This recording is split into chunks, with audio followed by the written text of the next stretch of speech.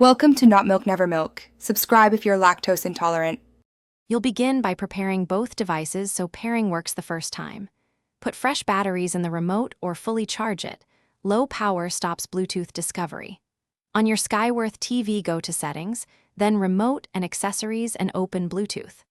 Once done, place the remote into pairing mode, often by holding the power and OK buttons together for 3-6 seconds. This makes the remote visible to the TV. Make sure you keep the remote within 2 meters of the TV to avoid dropouts.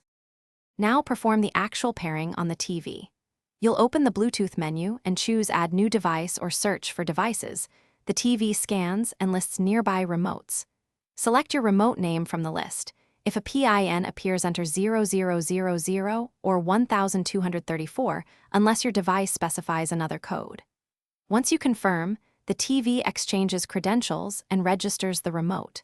Wait for a clear paired or connected message. After that, test navigation and volume to ensure all functions mapped correctly.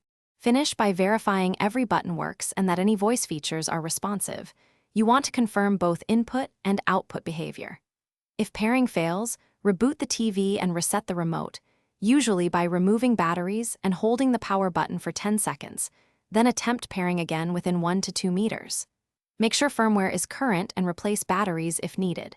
If problems persist, clear Bluetooth devices in TV settings and retry. A factory reset of Bluetooth settings often clears stale pair records. Thanks for watching. If this was helpful, leave a like and consider subscribing. See you next time.